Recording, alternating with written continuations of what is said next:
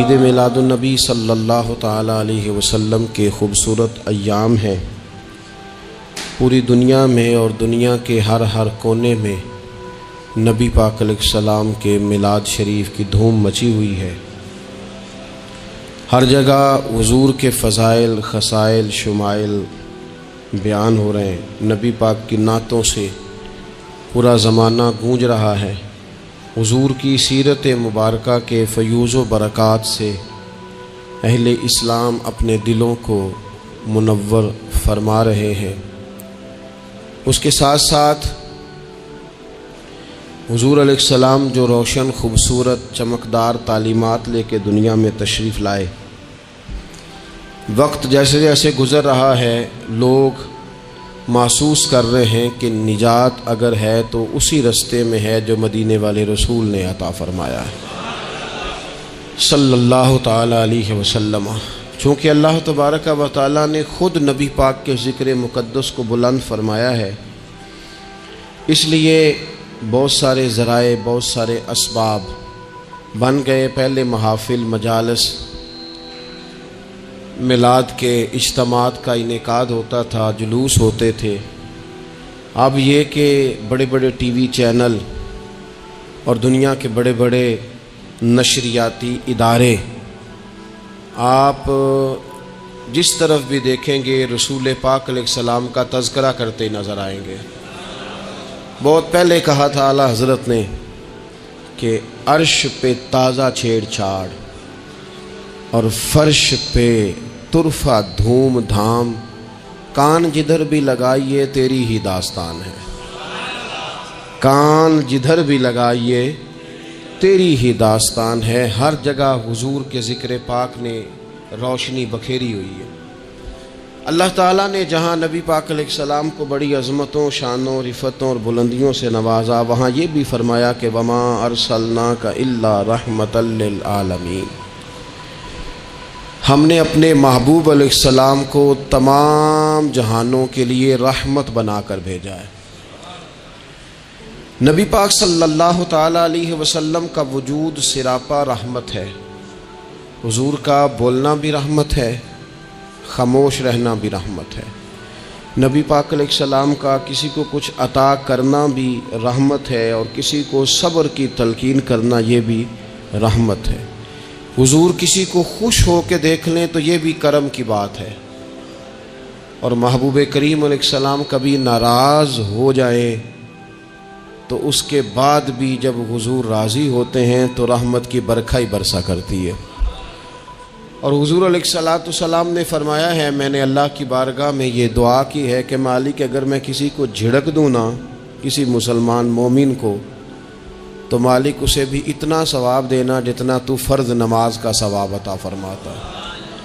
تو وجود سارے کا سارا حضور کا رحمت کاملہ ہے۔ نبی پاک کا مسجد نبوی شریف میں بیٹھ کر پیغام دین دینا بھی رحمت ہے، اور حضور اگر اسلحہ پہن کر بدر کے میدان میں آ جائیں، اللہ کے دین کو نافذ کرنے کے لیے دست مبارک میں تلوار اٹھا لیں، تو یہ بھی کائنات کے لیے رحمت ہے، یہ بھی فضل ہے۔ کیوں؟ اس لیے کہ اگر جڑی بوٹیاں کاٹی نہ جائیں تو اصل فصل کا نقصان کر جاتی ہیں۔ اس لیے ضروری ہوتا ہے کہ ایسی چیزوں کو تلف کر دیا جائے جو انسانیت کے لیے نقصان کا باعث۔ اللہ تعالیٰ نے نبی پاک علیہ السلام کے وجود کو سراپا رحمت بنایا۔ بدقسمتی یہ ہوئی کہ دور جب بدلا نا اور لوگ اپنی ضروریات زندگی کمانے کے لیے میدان میں آئے، تو وہ اس طرح کی کچھ دوڑ میں ہم سب لوگ شامل ہو گئے کہ ایک مخصوص سی مادہ پرستی، ایک مخصوص سا مزاج،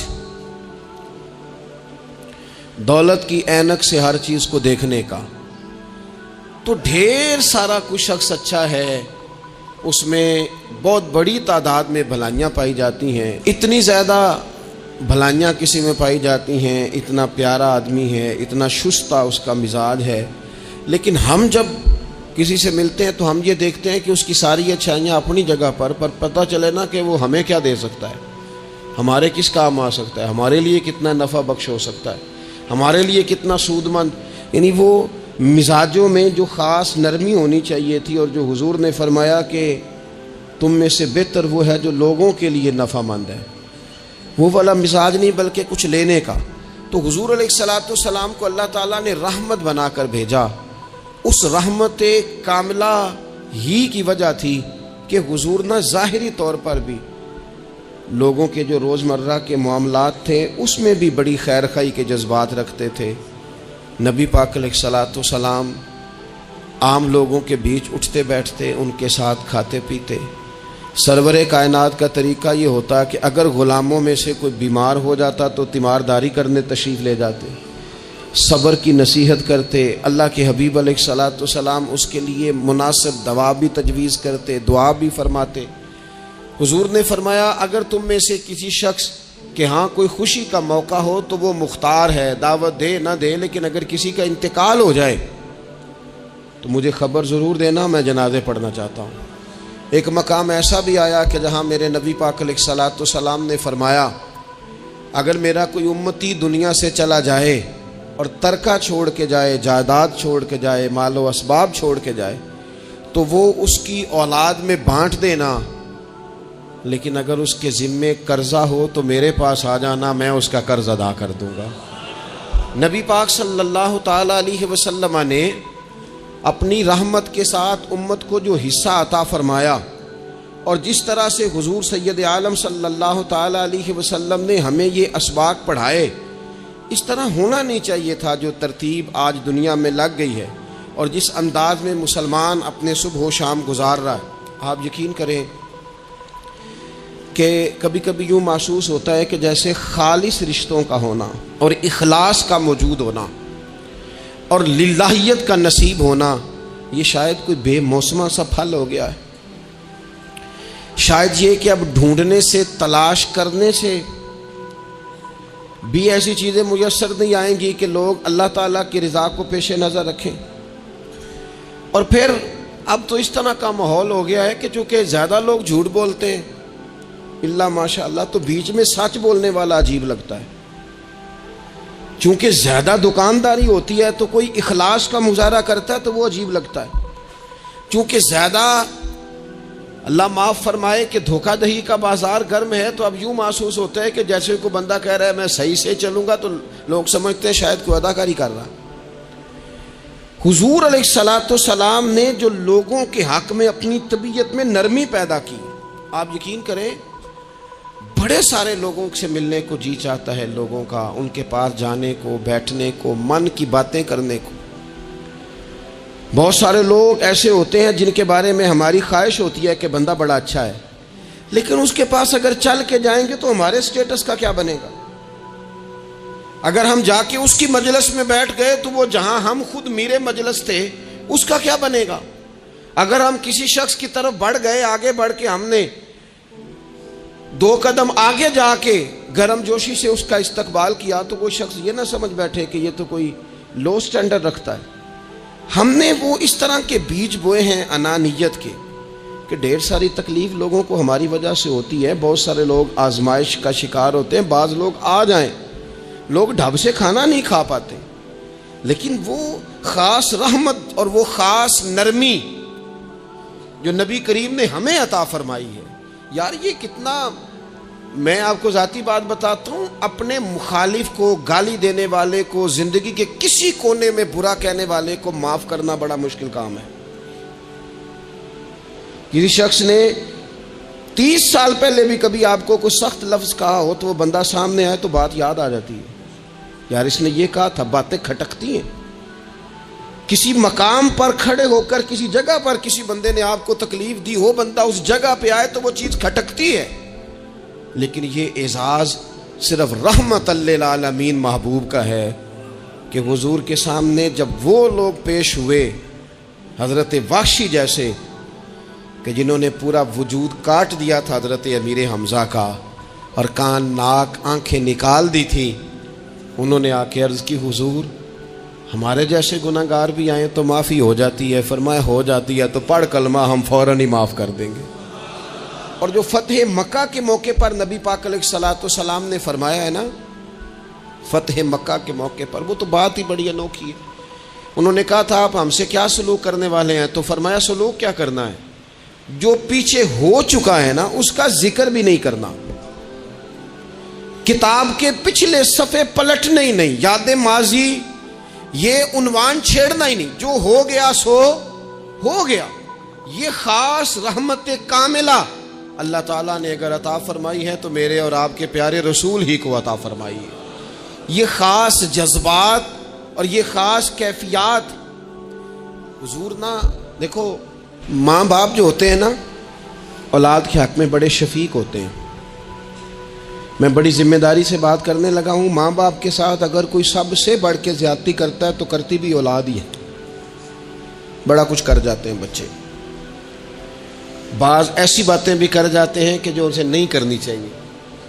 لیکن کہو نہ والد صاحب سے کنارہ کر دیں بچے سے، جس کے 9 بیٹے بھی ہیں اسے بھی کہو نا کہ تو کر ذرا کنارہ کر کے دکھا. نہیں کر سکتا. وہ شفقت پدری جو رب نے اس کے سینے میں رکھ دیا وہ کیسے نکالے گا؟ 20 دفعہ غصہ آیا تو اس نے پلان کیا کہ آج کے بعد نہیں، ختم. اب میں نے بتانا ہے اس کو کہ کس طرح کوئی کسی کے ساتھ زیادتی کرتا ہے، لیکن 1 گھنٹہ بھی نہیں تیرا گزرا، کیونکہ شفقت پدری ہے. خدا را یہ میرا اور آپ کا سب کا معاملہ، اس کو سمجھیے گا. شفقت پدری اگر مرشد ہو نا، کبھی مرشد کریم، تو پرخشیں اڑا دینے والوں کو بھی سینے سے لگانے کا حوصلہ رکھتا ہے، چونکہ وہ شیخ جو ہے اس کا دل جو بڑا ہے. کئی دفعہ سارا سینہ چھلنی ہوتا ہے پر اس سینے چھلنی کرنے والوں کو بھی سینے سے لگانا پڑتا، اس لیے کہ دل دریا سمندروں ڈونگے کون دلاں دیاں جانے. 14 طبق دلے دے اندر تے تمبو وانگوں تانے. مشکل کام ہے استاد صاحب. وہ مطلب ہم نے یہ دیکھا ہے کہ بچے کو اٹھانے کے لیے والد آ گئے کہ نہیں جی نہیں ہم نے نہیں پڑھانا، تو استاد صاحب کہنے نے او میں بڑی محنت کی تھی جی ہن تے چل گیا ہے 6 کو مہینے ویکھو تے صحیح، میں نے بڑی مشقت کی ہے، یہ راہ میں نہ اسے لے جاؤ. میں نے تو کئی ناشتے نہیں کیے کہ کلاس میں پہنچنا تھا. کئی دفعہ میں نے کھانا چھوڑ دیا کہ مجھے دیر ہو گئی تھی. نہ لے کے نہ جاؤ، میری مشقت ہے. یہ میں آپ کو وہ والی مثالیں دے رہا ہوں جو صرف میرے اور آپ کے عقل کے قریب ہیں. جب تیری 20 غلطیوں سمیت تیرا والد، تیری ماں، تیرے مرشد، تیرے استاد، تیرے بزرگ، تیرا بڑا بھائی تجھے قبول کر لیتے ہیں نا، تو بس سمجھ لے یہ جتنا بھی پیار کرتے ہیں یہ سارا ایک قطرہ ہے، اور محبوب جو محبت کرتے ہیں اس میں سارے دریا سما جایا کرتے ہیں. رسول پاک جو پیار کرتے ہیں نا، نبی کریم جو محبت کرتے ہیں، حضور، اور حضور کو سب سے زیادہ غم کیا رہتا تھا؟ روزی روٹی کا نہیں، اس کا بھی بندوبست کیا، تعلیم و تعلم کا بھی بندوبست کیا. حضور کا سب سے بڑا احساس یہ تھا کہ میری امت دوزخ سے بچ جائے، جنت میں جائے، گمراہ عقائد سے باہر آئے، راہ حق انہیں نصیب ہو. اس کے لیے نبی پاک جد و جہد کرتے. حضور کو روڑے مارنے والے، پتھر مارنے والے، کانٹے بچھانے والے، گردن پہ اوجڑیاں رکھنے والے رات کو سکون سے سو جاتے، اور نبی پاک انہی لوگوں کے لیے رات کو ہاتھ اٹھا کے ہدایت کی دعائیں کرتے رہتے. وہ روڑے مار کے سو گئے جا کے، اور جس نے روڑے مارے ہیں وہ نبیوں میں رحمت لقب پانے والا، مرادیں غریبوں کی بر لانے والا. اور کسی نے کہا تھا لے کے پہلو میں غم امت نادار آئے، لے کے پہلو میں غم امت نادار آئے. وہ دیکھو امتی امتی کہتے ہوئے سرکار آئے. وہ دیکھو نا، امتی امتی کہتے ہوئے لے کے پہلو میں غم امت نادار آئے. حضور کے پہلو میں غم ہے امت. یا اللہ مہربانی فرما، یا اللہ مہربانی فرما. اور صبح قیامت بھی ہم سب لوگ نا لائق لوگوں سے اپنا تعلق بناتے ہیں. میں نے دیکھا ہے کہ ساری زندگی کا رشتہ ہے. وہ کسی نے کہا تھا کہ کوئی بندہ مجھے ایسا چاہیے کہ میں اس سے جھوٹ بھی بولوں تو وہ مجھ سے سچ بولے. کچھ لوگ ایسے چاہیے ہوتے ہیں نا زندگی میں کہ وہ طوعاً و کرہاً ساتھ ہی رہے، لیکن یہ ہوتا نہیں، مشکل کام ہے. لوگ کہتے ہیں اگر لائق ہے تو میرا ہے، نالائق ہے تو پھر میرا. بنتے نہیں. یقین کریں آپ سے زندگی میں کوئی خطا ہو گئی کو آپ کا بننے کو تیار نہیں ہوتا، کہتا میرا نہیں تعلق بھائی، میں اس کے لین دین کا بالکل ذمہ دار نہیں، میرا اس کا کوئی رشتہ نہیں، تو جان یہ جان، کاٹ دیا. اور اگر گناہ ہو گیا، غلطی ہو گئی، انسان سے ہو جاتی ہے. اپنی ساری غلطیوں سمیت اپنے آپ سے پیار ہے اور دوسرے سے ایک ہو جائے تو. لیکن کچھ لوگ ایسے ہوتے ہیں، حضور غوث پاک کے مدرسے کے اساتذہ نے کہا تو حضور سبق بانٹنے ہیں، پیریڈ لگانے ہیں، آپ کو کون سی کتاب دے دیں، فقہ، اصول، تفسیر، حدیث کیا پڑھائیں گے؟ تو آپ فرمانے لگے نہیں، تم مجھے سبق نہ کوئی دو، تم اس طرح کی تقسیم کرو کہ لائق بچے سارے تم رکھ لو، نالائق سارے مجھے دے دو. حضور علیہ الصلوۃ والسلام نے فرمایا قیامت کے دن جو بڑے بڑے گناہگار ہوں گے نا، بڑے بڑے، وہ میری چادر کے نیچے چھپے ہوئے ہوں گے. چور حاکم سے چھپا کرتے ہیں یا اس کے سوا؟ تیرے دامن میں چھپے چور انوکھا تیرا. اور حضور ہمارے وکیل نہیں، حضور ہمارے شفیع ہیں. حضور ہماری وکالت نہیں کریں گے، حضور ہماری شفاعت کریں گے.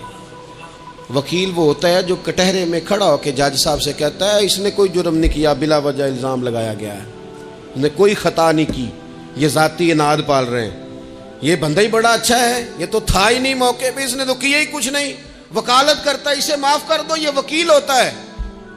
اور شفیع وہ ہوتا ہے جو کہتا ہے اس نے سارا کچھ ہی کیا ہے پر میں جو آ گیا ہوں، سارے جرم اس نے کیے ہیں پر میں آ گیا ہوں نا، میرا آنا دیکھا جائے اور اسے معاف کر. تو نبی کریم علیہ الصلوۃ والسلام نے خاص، اور پھر کچھ ایسی چیزیں جو بالکل سادی تھیں، اس کا بھی نبی پاک صلی اللہ تعالی علیہ وسلم نے لوگوں پر بوجھ نہیں ڈالا.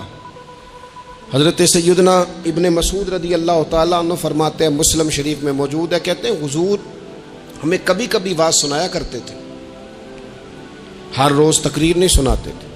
یا رسول اللہ صلی اللہ علیہ وسلم ہمارا دل کرتا ہے. فرمایا میں نہیں چاہتا کہ تم تکلیف میں آ جاؤ. حضور فرماتے ہیں میں لمبی نماز پڑھانا چاہتا ہوں، پیچھے سے کوئی بچہ رو پڑتا ہے، میں اللہ کی نماز مختصر کر دیتا ہوں. نبی پاک صلی اللہ تعالیٰ علیہ وآلہ وسلم کی عادت مبارکہ تھی. حضور سواری پہ چل رہے ہوتے تھے تو کوئی غلام ساتھ چلنا چاہتا تھا تو فرماتے تھے تو میرے ساتھ آ کے سواری پہ بیٹھ جا. یا رسول اللہ میں آپ کے ساتھ نہیں بیٹھ سکتا، میں تقاضا ادب ہے کہ میں آپ کے ساتھ نہ بیٹھوں. تو حضور فرماتے پھر واپس چلا جا، میری طبیعت گوارا نہیں کرتی کہ میں سواری پہ چلوں اور میرے ساتھ جو لوگ ہیں وہ پیدل سفر کریں. احساسات، جذبات، محبوب کریم کو اللہ تبارک و تعالیٰ نے جو دل عطا کیا. آپ دیکھیں چھوٹے چھوٹے بچوں، وہ ہمارے ہاں نا جی بزرگ ناراض نہ مجھ سے ہو جائیں، ہمارے ہاں بزرگ بازو کا شکوہ کرتے ہیں، کہتے ہو کاکا ادھر آئے نا، تو میرے نہ سلام نہیں لئی.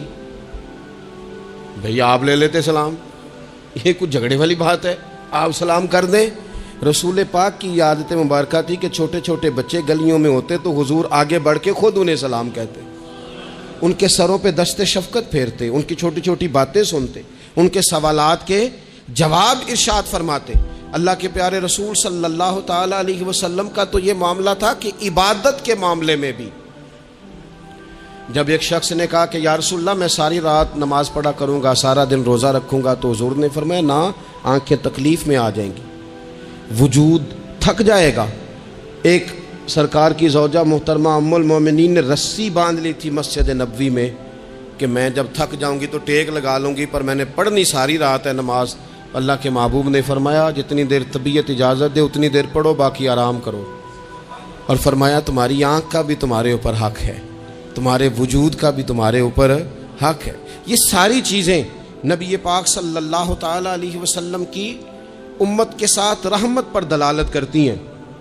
اسی طور پر آپ دیکھیں کہ نبی کریم علیہ السلام نے 2-3 دن تراویح پڑھی، پھر صحابہ جمع ہو گئے، زیادہ لوگ آ گئے تو سرکار اندر سے باہر ہی نہیں آئے، حجرے میں رہے. فجر کے وقت آئے تو فرمایا مجھے پتا تھا تم سارے انتظار میں ہو. اور تم نے دیر تک میرا انتظار کیا، میں جان بوجھ کے نہیں آیا۔ کیوں نہیں آیا یا رسول اللہ صلی اللہ تعالیٰ علیہ وسلم؟ تو حضور فرمانے لگے اس لیے نہیں آیا کہ اگر میں آ جاتا اور کچھ دن مستقل یہ نماز پڑھتا تو میرے دل میں خیال آیا کہیں رب کریم اسے فرض نہ کر دے، تمہیں مشقت ہوگی، تمہیں تکلیف ہوگی، لہٰذا میں حضور دل چاہ رہا ہے نفل عبادت کو، اس لیے نہیں کر رہے کہ امت پر کہیں ضروری ہو جائے۔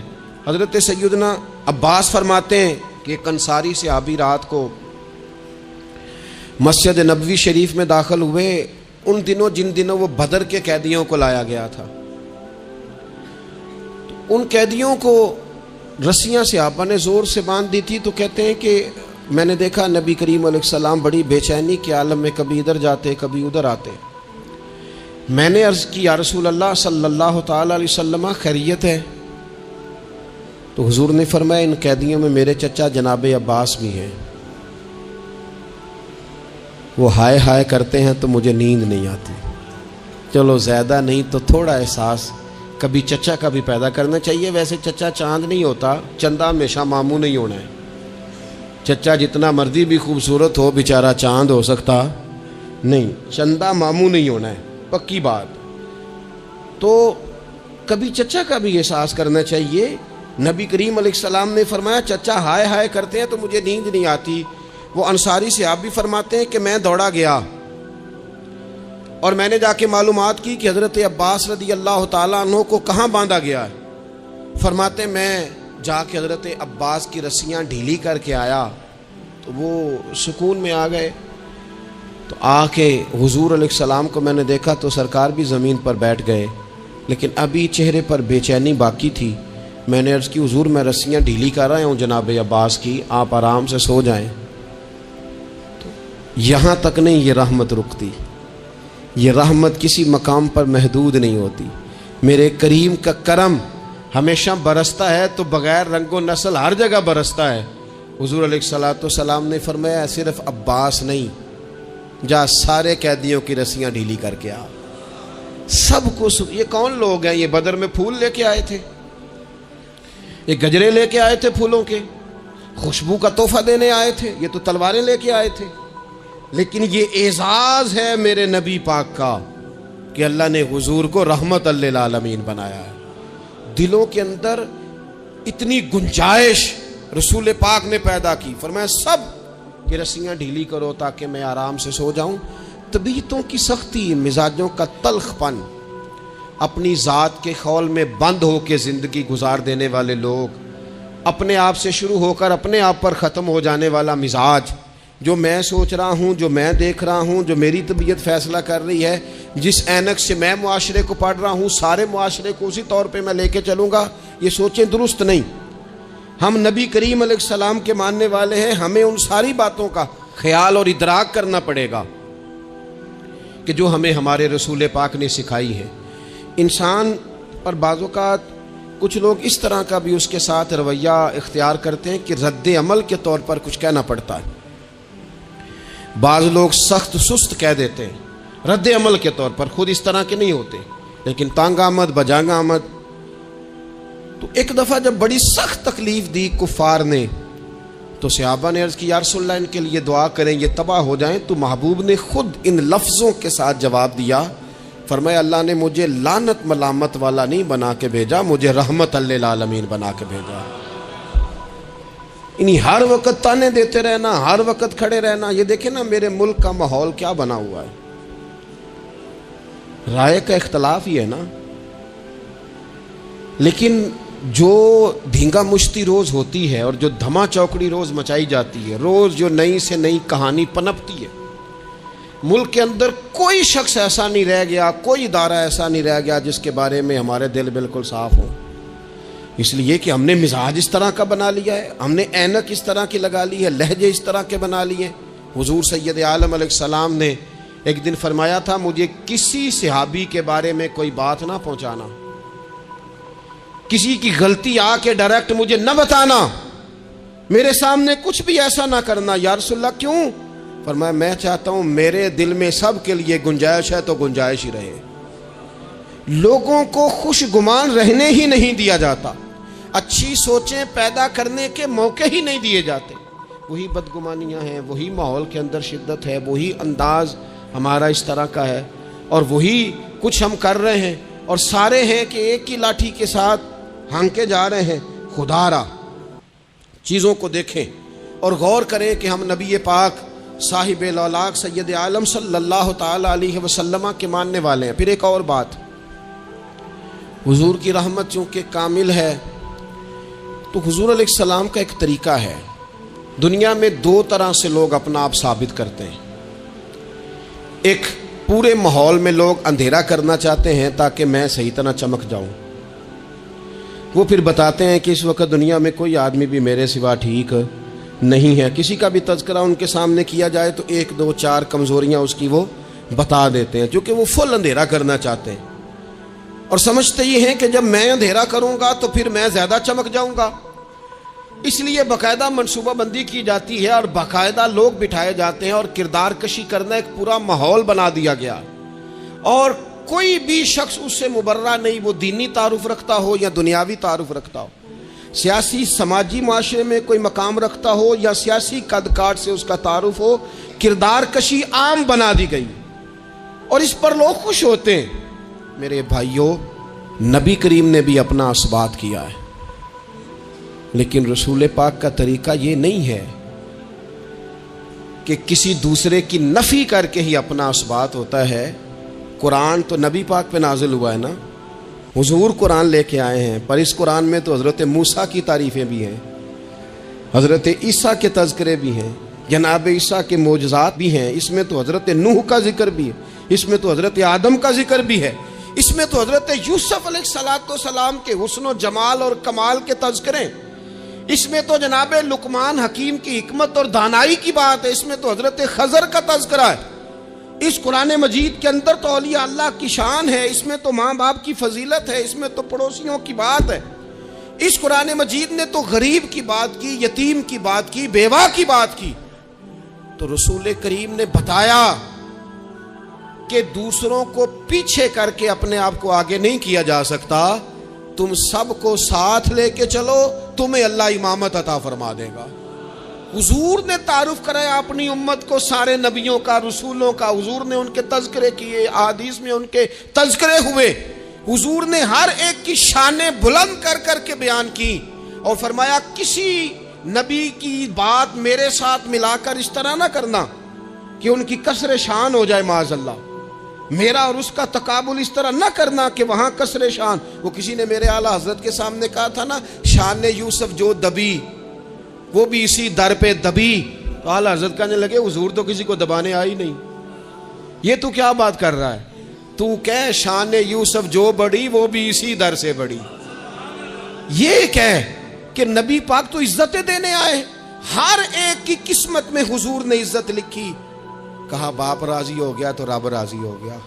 فرمایا ماں کے قدموں کے نیچے جنت، بہنوں کی بیٹیوں کی پرورش جو کر کے آئے گا میرے ساتھ جڑ کے انگلیوں کی طرح جنت میں جائے گا. فرمایا تم میں سب سے بہتر وہ جو اپنے گھر والوں کے لیے، اپنی بیوی کے لیے بہتر، میں تم سب سے زیادہ اپنے گھر والوں کے لیے بہتر. فرمایا پڑوسی سے حسن سلوک کرنے والوں یاد رکھنا کہ اس کے تو حق اتنے زیادہ ہیں کہ ڈر ہے کہ کہیں وراثت میں شامل نہ کر دیا جائے. نبی پاک علیہ السلام نے فرمایا جو بی بی صرف حاملہ ہو، حاملہ، اسے رب کی بارگاہ میں اتنا ہی اجر ملتا ہے جتنا تلوار لے کے جہاد کرنے والے کو ثواب ملتا ہے. اور جب اس کے ہاں بچے کی ولادت ہوتی ہے اللہ اسے شہید جتنا درجہ دیتا ہے. اور جب وہ بچے کو دودھ پلاتی ہے تو ایک ایک گھونٹ کے بدلے رب غلام آزاد کرنے کا ثواب عطا کرتا ہے. یا رسول اللہ اسی کی صرف شان ہے؟ فرمایا نہیں، آدمی کے بال سفید ہو جائیں، مومن مسلمان سفید بالوں والا، اگر تم نے اس کی عزت کی تو سمجھ لینا تم نے اپنے رب کا احترام کیا ہے. یا رسول اللہ تاجر؟ تو فرمایا سچ بول کے تجارت کرنے والا تو قیامت میں نبیوں کے ساتھ ہوگا. یا رسول اللہ یہ عالم، یہ طلباء، یہ دور دراز سے آنے والے لوگ؟ تو محبوب نے فرمایا یہ تو کوئی ڈگری نہیں لیتے، پہلے دن ہی گھر سے نکلتے ہیں تو فرشتے پیروں کے نیچے پر بچھا دیتے ہیں. یا رسول اللہ وہ مزدور دیکھا، مزدور سڑکوں پہ بیٹھا، رول گئے لوگ اپنے مطالبات کے لیے احتجاج کرتے.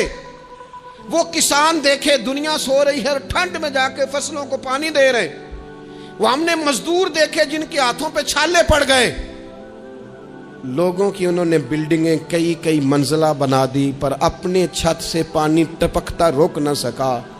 حضور یہ جو لوگ ہیں ان کی کیا شان ہے؟ تو حد کر دی میرے کریم نے، فرمایا محنت کر کے روزی کمانے والا تو اللہ کا دوست ہے، اس کو تو اللہ نے قرب دے دیا دوستی۔ تو نے ہر شخص کی قسمت میں یہ عزت لکھی اور آخری خطبے کی صورت میں بھی وصیت لکھی۔ حضور نے ہر شخص کو احترام دیا، ہر ایک کو اکرام دیا۔ لوگوں کو پیچھے دھکیل کے قد اونچا نہیں ہوتا، بلکہ شمع سے جتنی مرضی شمعیں جل جائیں اس کی اپنی روشنی میں کبھی کمی نہیں آیا کرتی، بلکہ حد ہو گئی۔ ایک دن نبی پاک علیہ السلام نے حضرت جبریل امین سے پوچھ لیا، فرمایا جبریل سب کو میری رحمت سے حصہ ملا ہے، آپ کو بھی کوئی ملا ہے؟ ملا تو بتاؤ نا۔ تو حضرت جبریل عرض کرنے لگے حضور بالکل ملا ہے۔ کہا کس طرح؟ عرض کی یا رسول اللہ جب سے ابلیس کا انجام دیکھا تھا نا ڈر آتا تھا، خدا جانے خاتمہ کس طرح کا ہو، لیکن جب آپ آئے، قرآن آیا اور قرآن میں حضرت جبریل کا ذکر آیا تو فرماتے ہیں میں سمجھ گیا اب اللہ نے کرم کر دیا ہے، اب طے کر دیا ہے کہ جبریل امین علیہ السلام کے جو اعزازات ہیں وہ ہمیشہ اعزاز ہی رہیں گے۔ نبی پاک کی رحمت سے ہر شخص کو حصہ ملا، حتیٰ کہ کفار کو، مشرکین کو، منافقین کو۔ رسول پاک علیہ السلام ہر ایک کے لیے رحمت بن کے تشریف لائے، یہاں تک کہ جانور بھی حضور کے پاس آتے تھے تو اپنے دکھ سنا جاتے تھے، حضور تو ان کو بھی تھپکیاں دیتے، تسلیاں دیتے۔ حضرت انس بن مالک کہتے ہیں لوگوں مجھے وہ دن بھولتا ہی نہیں جس دن نبی پاک مکے سے ہجرت کر کے مدینے آئے تھے۔ لوگ گلیوں میں، چھتوں پہ حضور کی اونٹنی کے گرد یا رسول اللہ یا محمدہ کی صدائیں ہم نے اپنے کانوں سے سنی۔ ایک بڑی شان رکھنے والا قبیلہ بنو نجار، اس کی بچیاں کونے میں دف لے کے بیٹھ گئیں، کہنے لگی یہ نہ سمجھنا کہ ہم کوئی عام ہے، ہم بہت بڑے خاندان کی بیٹیاں ہیں، لیکن آج یہاں اس لیے بیٹھی ہیں کہ دیکھو تو صحیح ہمارے پاس آیا کون ہے۔ وہ ننھی بچیاں جو بیٹھ کر وہاں دف بجاتی تھیں وہ رسول پاک کی جانب اشارے کر کے گاتی تھیں اور کہتی تھی ہم ہیں بچیاں نجار کے عالی گھرانے کی، ہمیں خوشی ہے آمنہ کے لال کے تشریف لانے کی، خوشی ہے آمنہ کے لال کے، بس رہے گا یوں ہی ان کا چرچا رہے گا یوں ہی ان کا گزر نہیں سکتی۔ اتنی دیر تک جتنی دیر تک وہ چیز اس کے پاس موجود ہوتی ہے اسے نہ اس بات کا ادراک ہوتا ہے نہ احساس ہوتا ہے، لیکن جب وہ چیز اس کے پاس رخصت ہو جاتی ہے، اس کے پاس کسی وجہ سے خدا نہ خواستہ وہ چیز موجود اور محفوظ نہیں رہتی، پھر اسے احساس ہوتا ہے کہ ایک بہت بڑی نعمت تھی میرے پاس، وہ مجھ سے چلی گئی۔ ہماری زندگی کے اندر بہت ساری ایسی چیزیں ہیں کہ اگر وہ ہم سے رخصت ہو جائیں، خدا نہ کرے، تو پھر ہمیں بڑی شدت سے احساس ہوگا کہ یہ نعمت کتنی بڑی ہے۔ آپ قوس و قزح کے رنگ دیکھتے ہیں، دھوپ اور چھاؤں میں لوگوں کے چہروں کو ملاحظہ کرتے ہیں، آپ اپنے بچوں کو محبت کی نظر سے دیکھ کر دل کو ٹھنڈا کرتے ہیں، آپ اپنے ماں باپ کو محبت کی نظر سے دیکھ کر کامل حج کا ثواب حاصل کرتے ہیں، قرآن مجید کی زیارت کر کے آپ اپنے دل میں بہت سارا سرور محسوس کرتے ہیں، لیکن یہ ساری نعمتیں اتنی دیر تک آپ کے پاس ہیں جب تک آپ کے پاس آنکھ کی نعمت موجود ہے۔ اگر یہ رخصت ہو جاتی ہے نا، اگرچہ اتنی ساری نعمتوں میں یہ ایک نعمت ہے لیکن آپ آنکھ نہیں ہے تو آپ کو تو اپنوں کا احساس بھی نہیں، آپ تو اپنوں کے چہرے بھی دیکھ نہیں پائے۔ کوئی بھی نعمت جو آپ کے پاس ہے آپ کبھی محسوس کریں کہ اگر اس نعمت کا وجود ہمارے پاس نہ ہوتا تو ہماری کیفیت کیا ہوتی۔ یہ سانس ہے، ہم 2 دفعہ سانس کا استعمال کرتے ہیں، ایک دفعہ اندر جاتی ہے اور ایک دفعہ باہر آتی ہے۔ اگر اندر نہ جائے تو بھی مسئلہ ہے، چلی گئی ہے لوٹ کر باہر نہ آئے تو بھی بہت بڑی مشکل ہے. تو اس کا اندر اور باہر جانا یہ زندگی کا احساس ہے. اگر کبھی سانس اکھڑنے لگے اور آپ کے سینے میں آپ کی سانس اٹکنے لگے تو ایک بہت بڑی تشویش ہے، ایک بہت بڑی آکسیجن ہے، پوری طرح سے انسان کو قید کر دیا جاتا ہے. اور وہ کہتا ہے کہ میرا تو سارا وجود سلامت ہے، ہاتھ کام کر رہے ہیں، پیر کام کر رہے ہیں، آنکھیں کام کر رہی ہیں، زبان کام کر رہی ہے، سب کچھ ٹھیک ہے، صرف سانس اکھڑ گئی ہے. تو انسان محسوس کرتا ہے کہ یہ ساری چیزیں سلامت ہونے کے باوجود میرے کسی کام کی نہیں. آپ کے پاس جتنی بھی نعمتیں ہیں ان کو اگر آپ شمار کریں تو کبھی آپ کہیں گے کہ ساری نعمتوں میں آنکھ زیادہ ضروری ہے، کبھی کہیں گے کان زیادہ ضروری ہے، کبھی کہیں گے زبان زیادہ ضروری ہے، کبھی کہیں گے دل زیادہ ضروری ہے، کبھی کہیں گے روح زیادہ ضروری ہے. لیکن میں آپ سے عرض کروں ان ساری چیزوں کے بغیر گزارا ہو سکتا ہے، رسول کائنات کی غلامی کے بغیر گزارا نہیں ہوتا. کیوں؟ اس لیے کہ اگر حضور کی شفقت نہ ہو، نبی پاک علیہ السلام کی رحمت نہ ہو. وہ ابن القیم نے ایک جگہ پہ کہا تھا کہ یہ حضور نے ہمیں انسان بنایا ہے، یہ نبی پاک علیہ السلام نے انسانیت کے اسباق پڑھائے ہیں، اخلاقی رویے کیا ہوتے ہیں حضور نے بتلائے ہیں. اگر حضور کا کرم نہ ہوتا تو انسان ایک دوسرے کو کاٹ کے کھاتا. یہ حضور نے بتلایا ہے کہ تم نے کس طرح زندگی کو گزارنا ہے. محبوب کریم علیہ السلام کا وجود نور ایک ایسی چیز ہے کہ اگر وہ کائنات سے معاذ اللہ سائڈ پہ کر دیا جائے تو اس کائنات کا قائم رہنا کسی صورت بھی ممکن ہے ہی نہیں. اسی لیے تو اقبال نے کہا تھا کہ ہو نہ یہ پھول تو بلبل کا ترنم بھی نہ ہو، چمن دہر میں کلیوں کا تبسم بھی نہ ہو نہ یہ ساقی تو پھر میں بھی نہ ہو، خم بھی نہ ہو، اور بزم توحید بھی دنیا میں نہ ہو، تم بھی نہ ہو. وہ بڑی بات کہہ گئے ہیں، میں نے بھی اس کو کوئی نہیں کھولنا. کہتے ہیں بزم توحید بھی دنیا میں نہ ہو، تم بھی نہ ہو، خیمہ افلاق کا استادہ اسی نام سے ہے، اور نبض ہستی تپش آمادہ اسی نام سے ہے. تو اقبال پھر ہمیں کرنا کیا ہے؟ کہنے لگے کرنا آپ کو یہ ہے کہ قوت عشق سے ہر پست کو بالا کر دے اور دہر میں اسم محمد سے اجالا کر دے. یہ کرنے کا کام ہے. اس رستے پہ آپ چل پڑیں. میرے بھائی پہلی امتوں کے آپ تذکرے پڑھ لیں، کتابوں میں موجود ہیں. سورہ آراف کو دیکھ لیں، اس میں بہت ساری چیزوں کا تذکرہ کر دیا گیا ہے. اور بھی قرآن مجید کی بے شمار صورتیں ہیں، آپ ان کو دیکھ لیں، اس پر غور کر لیں. جب قومیں نہیں مانتی تھی، انکار کرتی تھیں، تو اللہ تبارک و تعالیٰ انہیں تباہ کر دیتا تھا.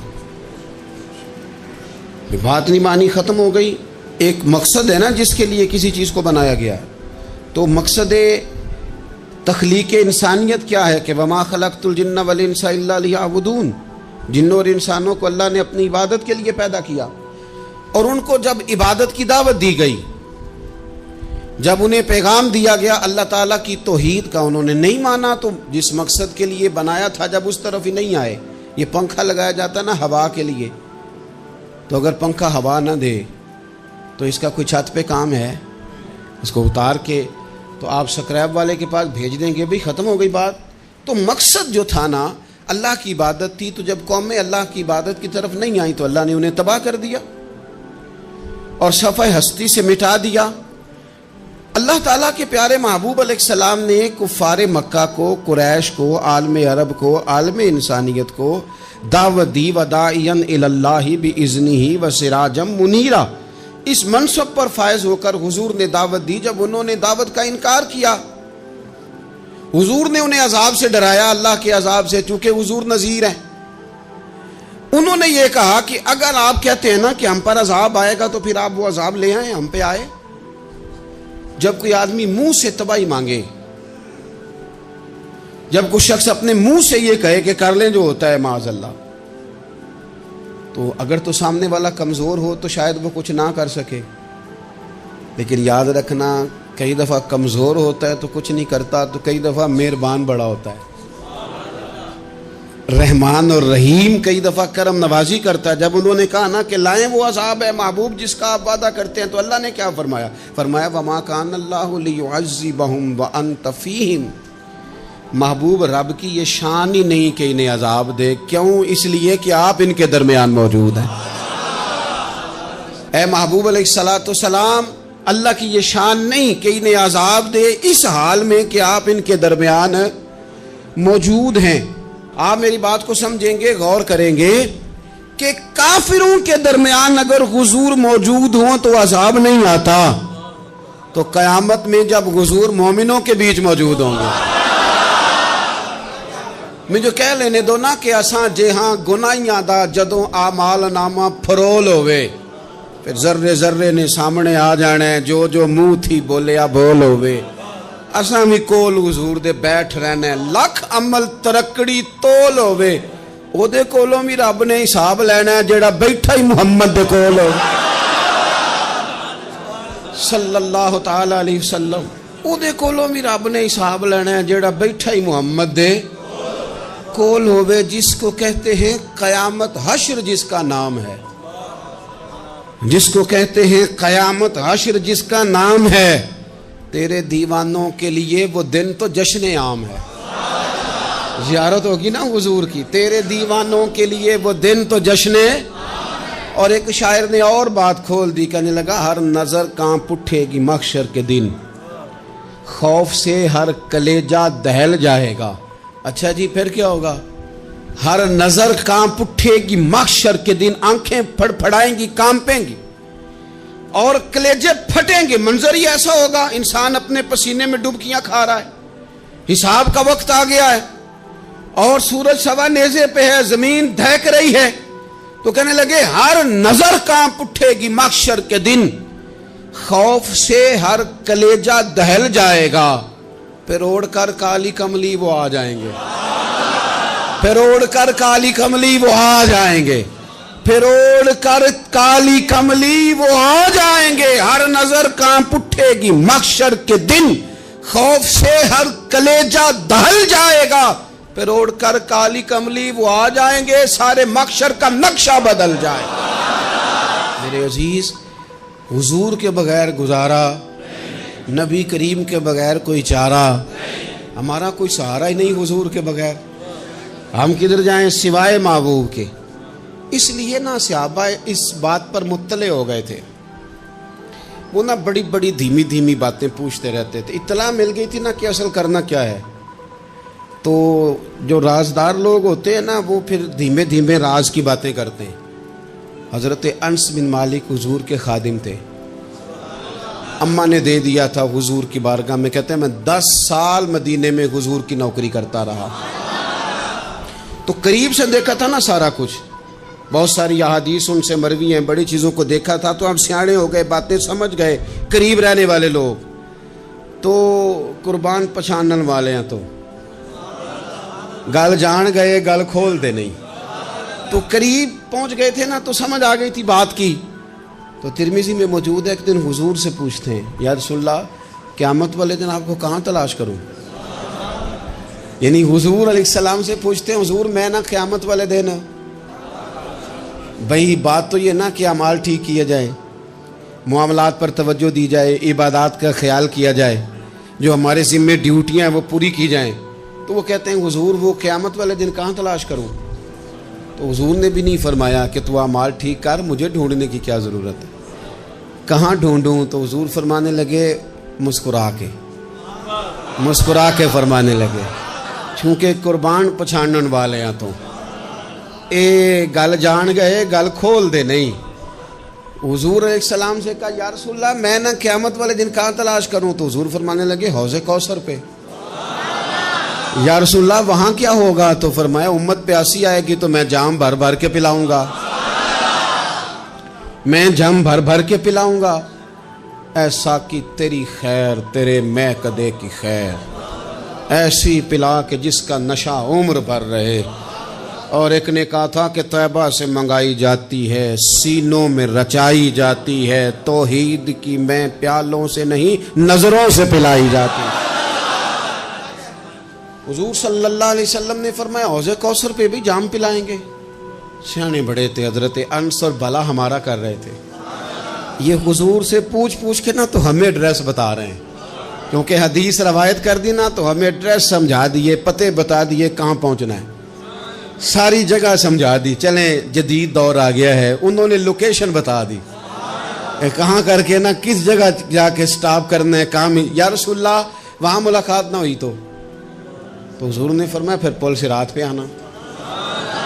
یا رسول اللہ وہاں کیا ہوگا؟ فرمایا امت گزر رہی ہوگی اور میں دعائیں مانگ رہا ہوں گا, رب سلم امتی رب سلم امتی, یا اللہ میری امت کو سلامتی سے گزار دے. تو وہاں آ جانا, میں دعائیں وہاں مل جاؤں گا. قربان جائیں. فاضل بریلوی بول پڑے, کہنے لگے خدا کی رضا چاہتے ہیں دو عالم, خدا چاہتا ہے رضائے محمد. اجابت کا جوڑا عنایت کا سہرا, دلہن بن کے نکلی دعائے محمد. اجابت نے جھک کر گلے سے لگایا بڑی ناز سے جب دعائے محمد. رضا اب پل سے وجد کرتے گزریے کہ ہے رب سلم دعائے محمد صلی اللہ. تو عرض کی یا رسول اللہ وہاں ملاقات نہ ہوئی تو؟ میں نے کہا وہ ہمیں لوکیشن سمجھا رہے تھے, انہیں تو پتا تھا پہلے ہی. ایک قربان پچھانن والے ہیں تو ایک گل جان گئے گل کھول دے نہیں. تو وہاں نہ ملاقات ہوئی تو حضور نے فرمایا پھر میزان عمل پہ آنا. یا رسول اللہ وہاں کیا ہوگا؟ فرمایا امت کے عمل تول رہے ہوں گے اور میں ان کے لیے دعائیں کر رہا ہوں گا. میں نہیں جا سکا کبھی بچوں کے ساتھ پیپر دلوانے, استاد کو اجازت نہیں دیتے, کہتے ایگزامینر اور آئے گا کوئی, جس نے پڑھایا ہو اسے اجازت نہیں کہ تو جا. ابا جی کو اجازت نہیں ہوتی کہ وہ ایگزامینیشن ہال میں جائے, وہاں تو کوئی اور لوگ آتے ہیں. یہ بھی عجیب سبق ہے نا کائنات کا کہ سارے تعلیم و تربیت کے اسباق بھی حضور پڑھائیں, رنگ بھی سارا حضور ہی بتائیں, اور قبر کے سوالات بھی سارے ہمیں حضور بتا دیں, اور جب پیپر ہونے لگے تو سرانے بھی کھڑے ہو جائیں. تو پھر کہہ لینا ایک دفعہ پھر کہ وہ دے کولوں کی رب نے حساب لینا, جیڑا بیٹھا ہی محمد دے کول, وہ دے کولوں کی رب نے حساب لینا. میرے عزیز ہمارا گزارا نہیں حضور کے بغیر. لوگ اصل میں نا ہمارا مسئلہ نہیں سمجھتے, ہمارا مسئلہ کچھ اور ہے. لوگ ہمیں نا بلا وجہ پریشان کرتے ہیں, کبھی جھنڈے سے, کبھی ڈنڈے سے, کبھی جھنڈی سے, کبھی کسی شے سے, کبھی کسی شے سے. کبھی کہتے ہیں وہ نعت اونچی پڑھ لی, کبھی کہتے ہیں سلام اونچا پڑھ لیا, کبھی کہتے ہیں وہ جھنڈیاں لگا دیں. میں نے کہا آپ کی بات بھی ٹھیک ہے پر ہمارا مسئلہ تو سمجھو نا, ہمارا گزارا نہیں نا بھائی. جو کسے دا عاشق ہووے او گل لو سے دی, 100 مکر بہانے کر کے. میں پوچھے میاں صاحب نو مزار تے جا کے کہ مکر کرنے ٹھیک نے؟ تساں آکھیا نا مکر کردا ہے تے حضور ٹھیک نے. تے مینوں لگدا ہے کہ پولا جان دے سے پے کہ سونا راضی کرنا ہوئے تے موڑ ٹھیک نے. حضور نے ایک دن کہا تھا, حضرت ابو سعید خدری نے کہا یا رسول اللہ آپ قرآن پاک کی تلاوت کر رہے تھے, قرآن پاک بڑا سونا پڑھتے تھے نا. تو نبی کریم نے سن لیا, اب کیا کریں دلیل دیں گے تو بات مضبوط ہو جائے گی.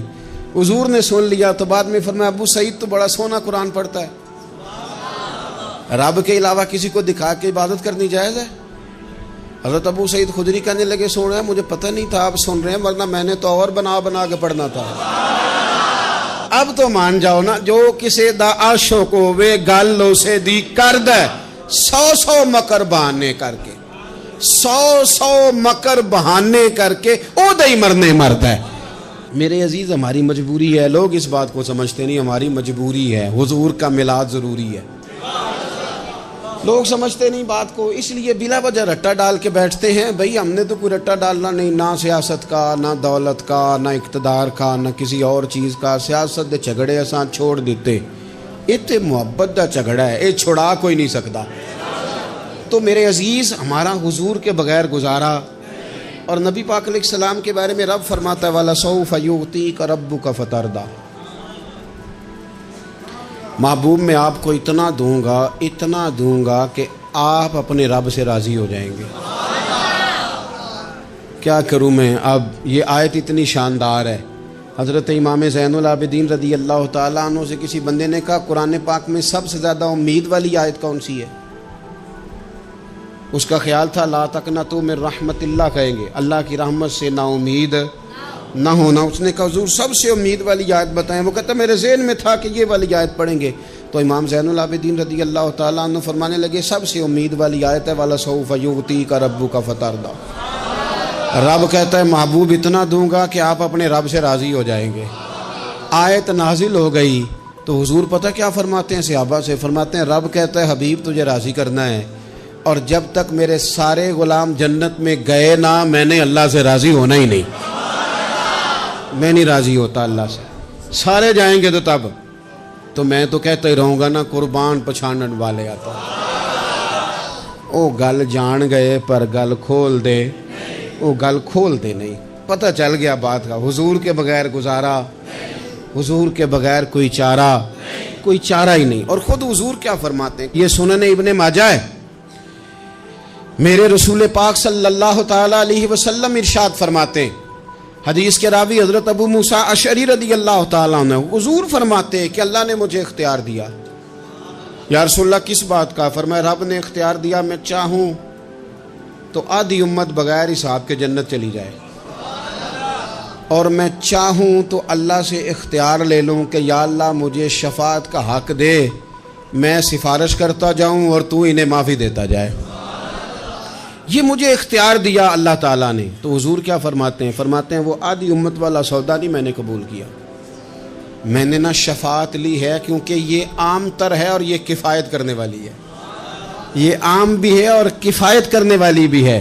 اور حضور نے یہ لفظ کہے، یہ سنن ابن ماجہ کتاب الزہد دیکھیے گا، اس میں روایت مل جائے گی۔ حضور فرماتے ہیں یاد رکھو تمہارا کیا خیال ہے کہ میری یہ شفاعت پرہیزگاروں کے لیے؟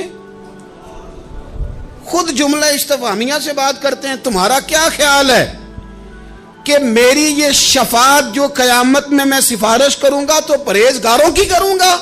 حضور فرماتے ہیں نہیں، میں قیامت میں گناہگاروں کی سفارش کروں گا، میں گناہگاروں کی سفارش کروں گا، گناہگاروں کے لیے عرض کروں گا اللہ کی بارگاہ میں۔ کچھ دن پہلے میں کہیں پڑھ رہا تھا کسی کا مضمون، اس نے تشبیہ کس طرح کی دی ہے مجھے پتہ نہیں، لیکن لکھ دی بات، کہنے لگے ایک وکیل ہوتا ہے ایک شفیع ہوتا ہے،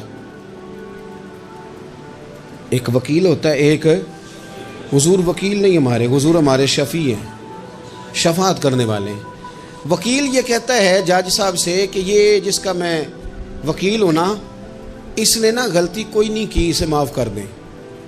وکیل یوں بحث کرتا ہے، کہتا ہے اس نے کیا ہی نہیں، جرم معاف کریں۔ اور جو شفیع ہوتا ہے نا وہ کہتا ہے مالک اس نے سارے کیے، تو میرے آنے کی لاج رکھ اور اسے معاف کر دے۔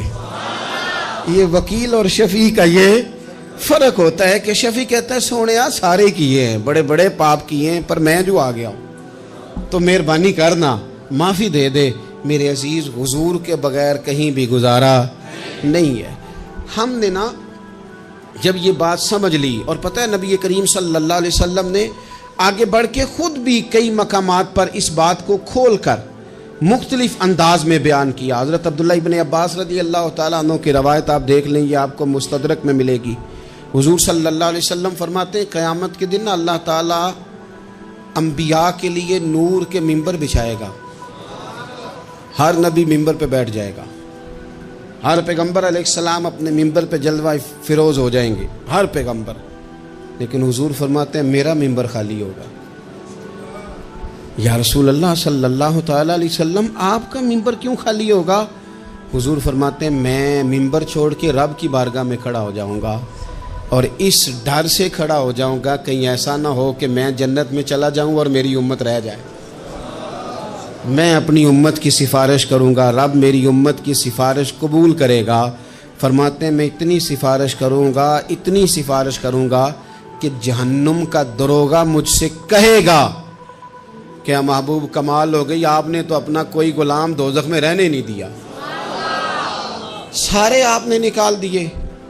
کسی شاعر نے بڑی خوب بات کی تھی، اس نے کہا تھا کہ یاد رکھو قیامت کا جو دن ہے نا، یہ قیامت کا دن دراصل ہمارا وقت ہوگا خاص، جب ہم نبی پاک صلی اللہ علیہ وسلم کی بارگاہ میں جائیں گے تو ہمیں سمجھ آ جائے گی کہ دنیا میں ہم نے کئی دوستیاں لگائی تھیں پر جھوٹی لگا بیٹھے، ایک دوستی سچی ہے جو مدینے والے کی ہے۔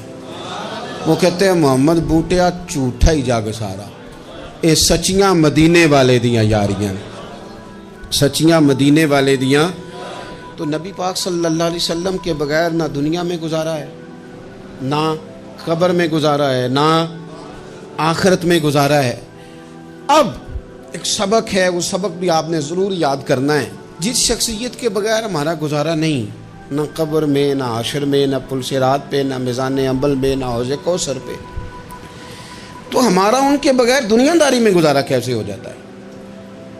ہمارا تجارت بھی حضور سے سیکھیں، گھرداری بھی حضور سے سیکھیں، شادی بیاہ کے طریقے بھی حضور سے سیکھیں۔ جب گزارا نہیں حضور کے بغیر تو پھر زندگی کے سارے سلیقے حضور سے سیکھیں۔ پھر ادھر ادھر جانے کی ضرورت ہے، حضور کی سیرت کو پڑھیں، سوانے کو پڑھیں، حیات مبارکہ کا مطالعہ کریں۔ یہ جو ہم میلاد کا جلوس لے کے نکلتے ہیں نا، جب ہم نے نا بہت ساری چیزوں کو سطحی سا سمجھ لیتے ہیں معاذ اللہ بعض اوقات۔ یہ جب ہم میدان میں نکلتے ہیں نا، میلاد کے جلوس میں حضور کے نام کا نعرہ لگاتے ہیں، تو ہم نا للکارتے ہیں اس نظام کو جو نظام حضور سے پہلے تھا۔ امیر غریب کی تقسیم تھی، ذات برادری کی تقسیم تھی، چھوٹے بڑے کی تقسیم تھی، گورے کالے کی تقسیم تھی۔ ہم جب میدان میں نکل کے نعرہ لگاتے ہیں تو ہم اس نظام کو للکارتے ہیں۔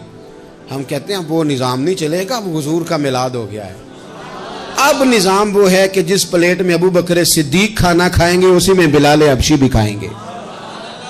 اب نظام وہ ہے کہ اگر غریب آدمی جرم کرے گا تو سزا ملے گی، تو اگر گورنر کا بیٹا جرم کرے گا تو سزا اسے بھی ملے گی۔ اب حضور کا نظام آ گیا، ہم اس نظام کی طرف بڑھتے ہیں۔ اپنے آپ کو حضور کے قدموں کی طرف مائل کریں۔ میلاد صرف 1 سے 12 ربیع الاول تک نہیں، میلاد سارا سال ہے، ذکر میلاد سارا سال ہے، میلاد کی محفل سارا، اور میلاد صرف مسجد میں نہیں، گھر میں بھی ذکر میلاد، دکان میں بھی ذکر میلاد۔ ذکر میلاد سے مراد حضور کی تعریفیں، نبی پاک کی شانیں، حضور کی باتیں، آ میرے دل آمنہ کے لال کی باتیں کریں، چہرہ والشمس کے اجلال کی باتیں کریں، اپنی طبیعتیں حضور کے ساتھ لگائیں، اپنے آپ کو حضور کے قدموں سے وابستہ کریں اور عشق کریں نبی پاک سے۔ قرآن مجید میں 2 قسم کی آیات ہیں، ایک محکم آیات ہے، خود سورہ آل عمران میں اللہ فرماتے ہیں کچھ محکم آیات ہیں، کچھ متشابہات ہیں، یعنی کچھ کا معنی واضح ہے۔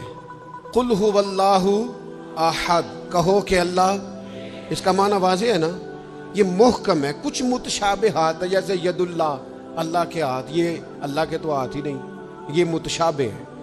اللہ فرماتے ہیں کچھ آیتیں محکم ہیں، کچھ متشابہ، وہ جن کے دلوں میں کجی ہے نا، جن کے دل ٹیڑے ہیں، وہ متشابہ کے پیچھے پڑتے ہیں، متشابہ کے۔ یہ جو آپ کو ملنگ ملیں گے نا، ملنگ، وہ آپ سے پوچھیں گے اے اصلی نماز کیڑی ہوندی ہے؟ سبحان اللہ، انہوں نے آکو وہی جڑی 5 ویلے پڑھی دی ہے، وہ پتہ نہیں انہوں اصلی کیڑی لئی پھر دینے۔ یہ متشابہ باتوں کے پیچھے۔ اچھا، نبی پاک علیہ السلام معراج پہ گئے، سرکار نے واپس آ کے فرمایا چغلی کرنے والے کو یہ سزا ملے گی، معاذ اللہ زنا کرنے والے کو یہ سزا ملے گی، جو خطیب لوگوں کو تقریر سنائے خود عمل نہ کرے اسے یہ سزا ملے گی۔ ان باتوں پر وہ توجہ نہیں کرتے کہ سرکار نے یہ بیان کیا۔ فرمایا میں دیکھ کے آیا ہوں سود کھانے والے کو یہ سزا ملے، اس پر توجہ نہیں۔ وہ پوچھتے کیا ہے؟ کہتے ہیں یہ بتائیں براق جس پہ حضور بیٹھ کے گئے تھے اس کا رنگ کیسا تھا؟ میں آپ کو راز کی بات بتاؤں، معراج میں کیا کیا باتیں ہوئی تھیں؟ او بھائی تو رہنے دے، تیرے پاس جو محکم باتیں ہیں تو ان پہ عمل کر۔ شریعت میں کچھ چیزیں واضح، مثلا ایک مسئلہ ہے، مسئلہ تقدیر۔ تقدیر پر ایمان لانا ضروری ہے، پر اس کی تشریحات میں نہیں جانا چاہیے۔ یہ تقدیر کا یہ مسئلہ کیسے ہے، یہ مسئلہ کیسے ہے، اس میں جانے سے نبی پاک نے منع کیا، لیکن لوگوں کو عادت ہوتی ہے وہ باتیں چھیڑنے کی جن کو چھیڑنے سے شریعت نے روکا ہے، وہ چھیڑتے ہیں۔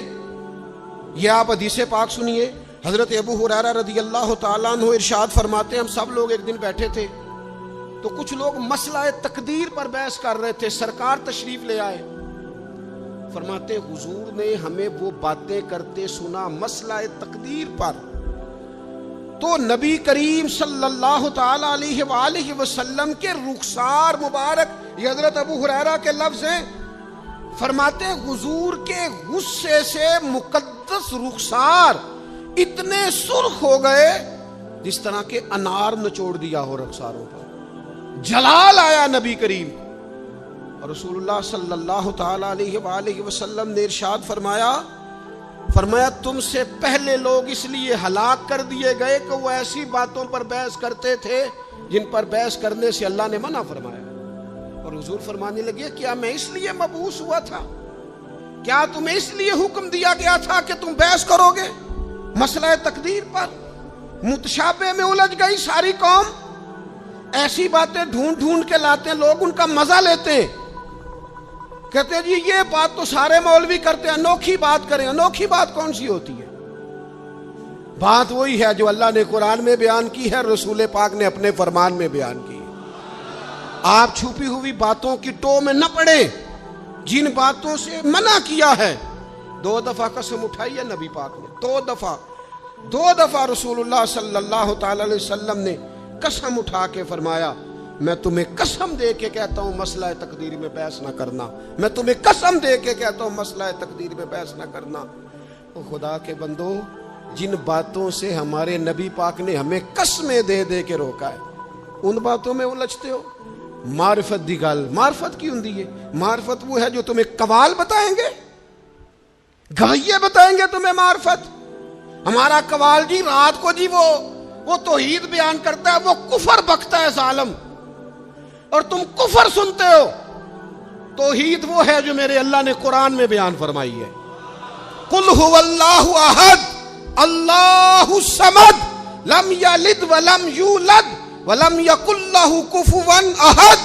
اللہ نے بیان کر دی ہے، کسی قوال سے سننے کی ضرورت نہیں ہے۔ اس لیے تصوف اور طریقت کی اصل کو سمجھے آپ، ہم ملنگوں سے باتیں سنیں گے؟ تو میرے عزیز کبھی بھی ان چکروں میں نہ پڑے، متشابہات میں آپ الجھ گئے۔